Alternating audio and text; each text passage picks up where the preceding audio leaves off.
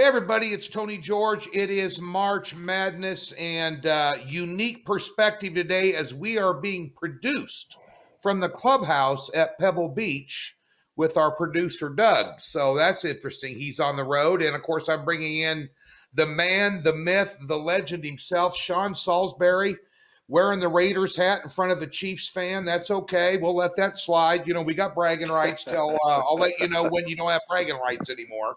Or I don't have that bragging it may be a while before I get in with the Raiders in the Chiefs division, brother. So I'm not counting on it anytime soon. There you go. Say, listen, folks, an interesting perspective today. As you always know, March Madness is 12 versus 5 seeds, and there's always upsets. So we thought we would break down those 4 games with you and figure out which one maybe has the most potential for an outright dog winner. Because it usually happens in the 12 versus 5. So it's a big bracket. There's a lot of things to talk about. Sean and I will be back on Thursday to talk about some Friday games for you. But before I get to it, Sean, you can catch Sean Salisbury on the Sean Salisbury Show on iHeartRadio right down there in Houston. And each and every day. It's a great show. If you don't listen in, you should. A lot of big guests on there. It's a great show. I listen to it. And we all know he's from Houston. And, of course, he knows Calvin Sampson. And, of course, the Houston Cougars are in the tournament as one of the bigger seeds in this tournament. They're opening up against Cleveland State from the Horizon Conference as a 20-point favorite. They are 20-1 to win it all, Sean. And I was wondering just quickly your thoughts on this. They're in a bracket. In their side of the bracket, they're probably going to end up playing the winner of Syracuse, West Virginia, maybe San Diego State, West Virginia. And then also in their bracket is Illinois to get to the Final Four. But, Sean, we're not talking about your Houston Rockets, who are on an 0-16 run straight up, 2-14 against the spread, getting beat by 18 points a game. You're talking about the Houston Cougars, and this is a very formidable foe. They didn't even break a sweat against Cincinnati in the AAC finals. They absolutely wiped the floor with them here. Taking some of that NFL pension money and putting a couple $100 on them at 20-1, Sean, you think they can get there to the promised land? I do. Since I've been in Houston now, Kelvin Sampson, let me backtrack. He's one of the great recruiters. I've said on my show for a couple of years now, Tony, and Kelvin and I are pretty close. I mean, he's been a kind of a good mentor to me since he's been here. And I knew him before he was here, but since he's been in Houston, it's been really cool. He's going to join my show tomorrow morning, too, at 8 o'clock. So on Wednesday morning at 8 o'clock Central Time. He never gets, overly emotional, good or bad, right? He trusts his staff and his players. But since I've been there, 2 things, Tony, is that this may very well be, and next year's may be even better, but this may very well be the best team he's had because they are relentless. They can score. And the one thing you know about him, they're going to defend. And you saw what they did against Cincinnati. Yeah. If they defend like they do in Grimes and they get going because they are athletic, they're long, they can run, and Kelvin will turn them loose, but he wants them to shut you down and smother you on defense. I do think at 20-1, I like it. I do. They're a 2 seed. They had their struggles, against Memphis in the semi, and then completely, as you said, just took Cincinnati to the woodshed. It's not going to be that easy throughout the tournament, obviously, whether it's San Diego State, who's a good club that they get to, Bob Huggins' West Virginia team. They're going to play similar. It is going to be 90, what is it? We got 94 feet. It's going to be back and forth if they get to that point, or Syracuse. And then, obviously, Illinois in that bracket. They'll have trouble. The big man on Illinois, that's a difficult thing, but let's not look that far ahead. I do, Tony. I think this is a legitimate Final Four team. I think they're well coached. And I've also said for the last couple of years, I think Kelvin Sampson. Now, think about all the coaches in all the sports in the state of Texas. I think Kelvin Sampson is as good as any coach at their craft in this state in any sport. That's saying something because TCU's got a hell of a coaching staff, hell of a baseball program. I mean, you start at Sark now at Texas, but I'm telling you, Kelvin Sampson's that good. And he's keeping Texas, Houston kids. It's become a hotbed. He keeps them around here, too. He is he's building something special, just signed an extension. You're damn right I like him, not only at 20-1, but they are going to, I think, relentless. They're going to cover this game, in my mind, against against who they got? They got Cleveland State. Yeah, because Kelvin won't let them get comfortable in this game. He won't. I look for it to be, and I think they're going to get themselves in a great position in this tournament. That'll be the best defense that Cleveland State has seen all year, and Grimes will be the best player they've seen all year. Yes, indeed. You ain't lying. Yep. And that's going to be a little bit of an adjustment for them. Anything can happen in March Madness. I got $50 on them. I spread it around a little bit on these futures to win it all, and I took a couple of long shots, and I don't consider Houston a huge long shot. To give you an idea of the company they're in, you've got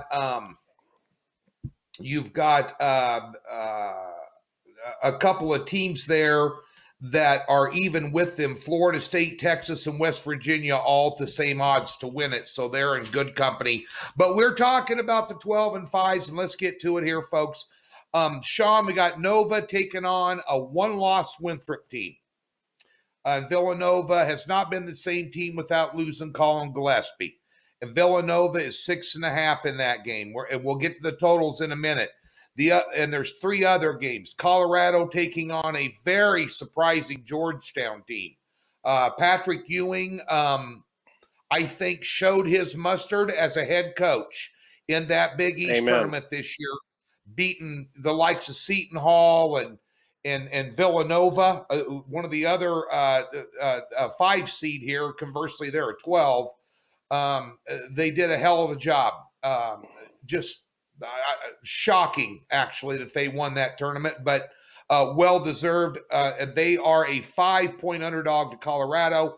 Tennessee, our good buddy Rick Barnes, who blew another one. Thank you, Rick.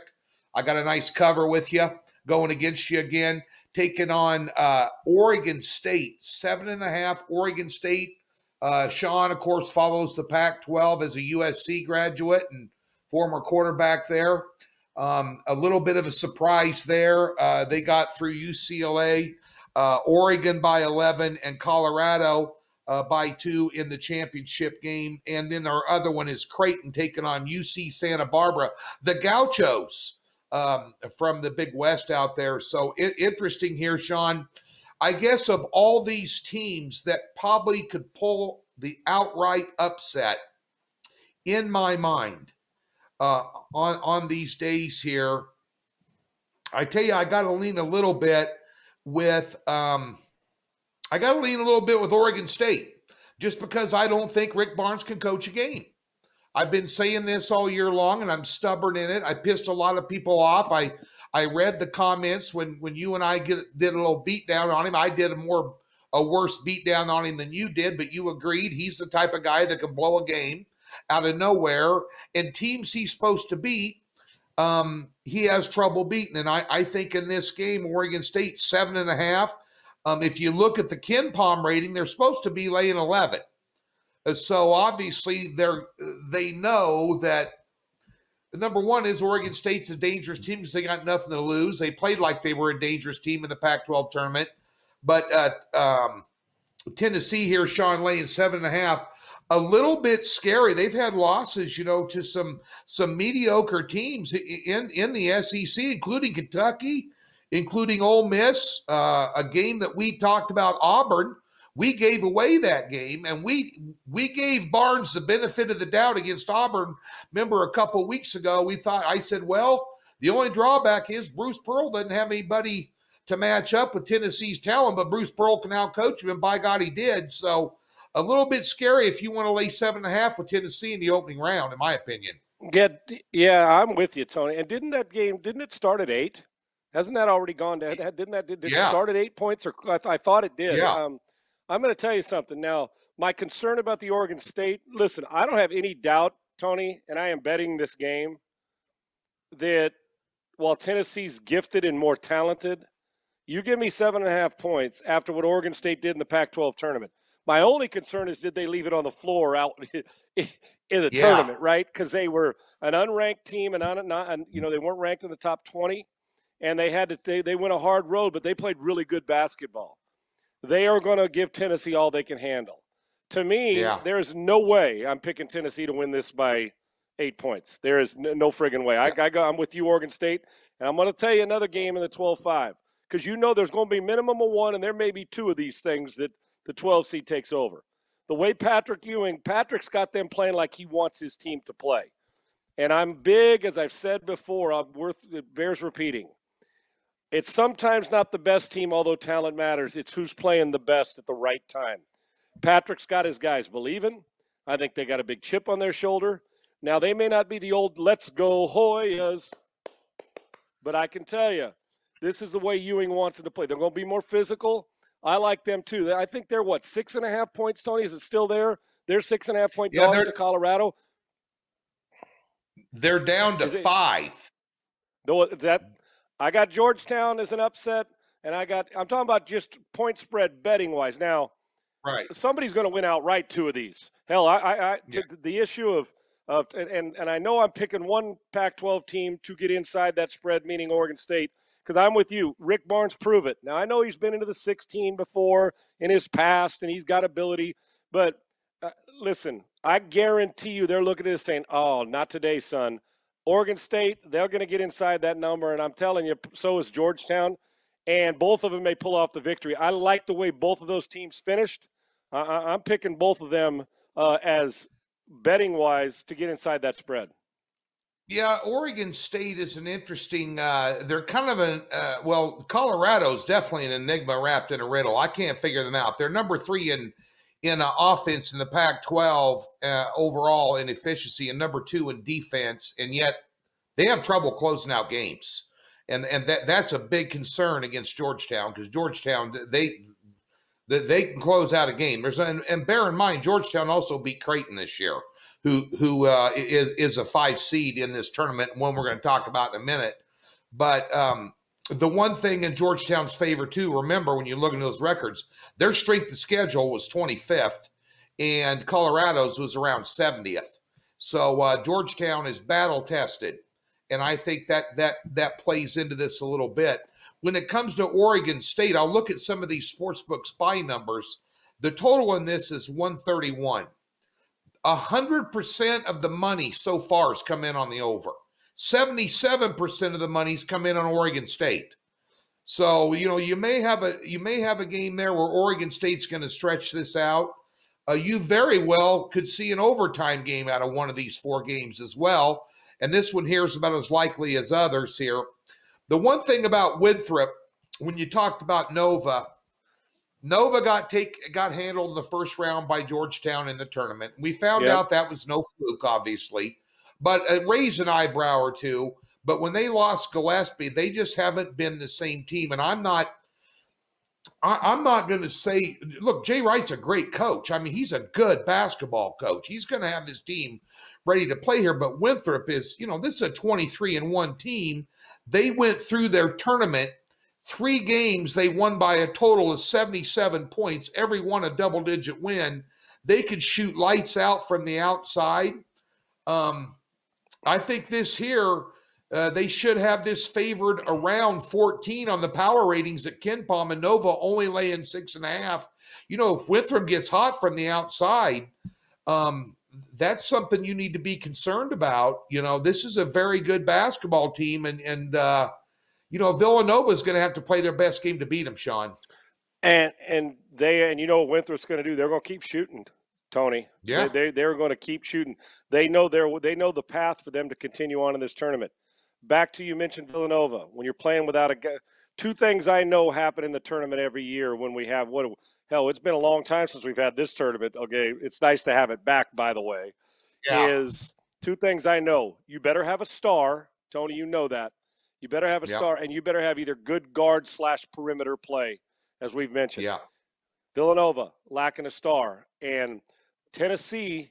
Let's not forget their best offensive big man in John Fulkerson is hurt. I mean, we're questionable, so we're not sure. And on the offensive end, that's going to matter. So you're talking about 2 teams with guys that are affected on the offensive end with their basketball club in this that they're going to face something that's going to be an onslaught. So how are you going to overcome your star? And you better have good perimeter play. I agree with you on Winthrop. That's a danger game. Like I said, we're going to come out of this. This is almost as guaranteed that the sun's going to shine in Arizona in spring training, that a couple of these teams are winning outright, let alone our point spread. Jay Wright, the best coach aside from in this 4 games you've mentioned. Well, Patrick Ewing's doing a great job. There's no question Jay Wright's the best coach of this 8 teams we're talking about right now. He just flat out is. Right. And we talk about coaches who can coach you out of a win, guys who can coach you into a winner. Jay Wright. Villanova's just not good enough to get deep this year, I don't think, regardless of Jay Wright. Winthrop will hang around. I'm anxious to see. These 12 games really excite me, Tony. I can't wait. Yeah, the one game here I think that a team can cover and not have a lot of sweat. Creighton's laying 7 against UC Santa Barbara. Agreed. And the Gauchos, their strength of schedule, 185th in the country versus 40th in the country by Creighton. Obviously going through the Big East. McDermott, if you're talking about 4 games and 8 coaches here, McDermott would be a close second to Jay Wright in terms of a quality coach. He's a very good basketball coach. Creighton lives and dies by the 3 a little bit. I don't think UC Santa Barbara has the talent or the depth to challenge them on the perimeter, and I think that's where Creighton wins this game. And I think Creighton will cover the 7 there. What's interesting about the Winthrop game, when we go to there, I'm not so jazzed about the side play there as I am the total. The total opened up at 136.5 and shot up to 143. The last 6 times Winthrop's been in the NCAA tournament, they've all went under the total. And they were higher than this in most cases. Winthrop's known as a high-flying team. That's how they've been playing down there. And when it comes to Oregon State and Tennessee, the one thing I noticed about Oregon State, the game when they beat UCLA by 4 in overtime, and Colorado was an OT deal, when they beat Oregon by 11, they went out and they challenged shots. And Dana Altman, by the way, who used to be at Creighton, who I used to host the Dana Altman show on ESPN radio there when I was back in Lincoln. Well, Sean, when we first met, he was still at Creighton back in the late 90s. I was doing the Dana Altman show, and I would drive over to Omaha and tape a show with him and drive back to Lincoln. And he's a damn good basketball coach. He got out coached in that game, which surprised me.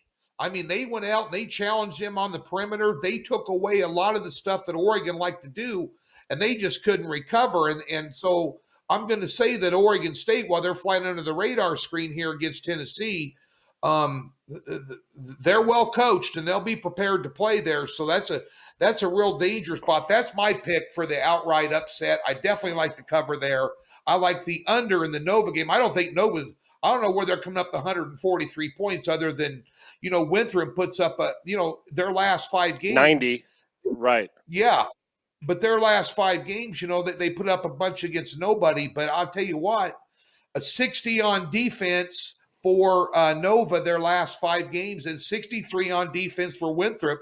And yet you got a total approaching 145 here. You might want to take a look at the under. They're going to, Nova's going to slow it down and try and take things away from them on the outside and get physical with them and use some of that Big East size and depth and talent against them. But I think Winthrop will be up for the challenge there. Obviously, a strength of schedule at 289 scares me a little bit. When you say 23-1, well, when you're beating, Stony Brook and, Tallahassee JUCO, you just a hyperbole. But at the end of the day here, Nova's battle tested. But I think that'll be a grinded out game. And if it is low scoring, that's definitely going to bring the points into play as well. And, Villanova's going to try to run them off the line. And you get back to it, and you make a great point about the way Oregon State played. And in this game, Tennessee's going to – they're going to do the same thing to Tennessee. They are going to chest them up. And, again, with the possibility of not having their best offensive big man, I'm anxious to see how Tennessee responds to that. And, Tony, for me, my biggest – I'm with you on the Oregon State point. You're giving me those points. I'm taking the upset with Oregon State. I feel comfortable with Patrick Ewing's team inside. I do. And so those two. I'm with you. I don't see how Villanova with the old school, going a little old school, pound them, beat them up basketball is going to get the number. I'm with you. I don't see how that is the over unless both teams are shooting out of their mind, and I just don't see it. And as good as Winthrop is, I'm most confident with the fade. I wouldn't pick the fade any of these 3 spread-wise other than the Creighton game. And you're right how well coached they are, how they overcome this. Is a good basketball team. I feel pretty good about Georgetown and Oregon State, though, as underdogs in this game when we're talking about just a straight line pick. There you go, folks. A little money line, sprinkle the money line on there, take the points on those two. And, of course, I like the under big time in the Nova and Winthrop game. That might be part of my card. I'm just telling you like it is. I'm still handicapped. And I think Creighton gets it done against UC Santa Barbara and advances without breaking too much of a sweat. And to back up again, the Oregon State-Tennessee game, if a team goes out and takes away that perimeter game of Tennessee, they're in big trouble. That's what Auburn did when Auburn beat them. You know, they got to shoot Oregon the ball State's well. going to try to do. Yep. Yeah. Yep. If they're not knocking down 40% or better from three-point range, they're going to be in trouble in this game. Mark my words. It is a crazy tournament, folks, and it's time for March Madness. Be sure and click the link in the description below and get over to DocSports.com. Get a free $60. I am 64% against the number over my last 98 college basketball plays documented. So we're heading in here with a full head of steam and looking forward to getting some winners. And be sure and tune in to Sean Salisbury's show tomorrow. It'll be up on iHeartRadio, and he's going to be interviewing Calvin Sampson himself from the Houston Cougars headed into March Madness. It doesn't get any better than that. So, Sean, we'll be back up here on Thursday with some Friday picks. Thanks for stopping by. And, hey, man, have a great interview with Calvin tomorrow. Thank you. I appreciate it. And make sure you keep them on one of your futures, brother, because you know my Cougs are going to be hanging around. We haven't even got to my Trojans yet, but I feel a little more comfortable with my Cougars. I'll look forward to Thursday, brother. Thank you. Yeah, we'll be back Thursday, folks. Thanks for tuning in.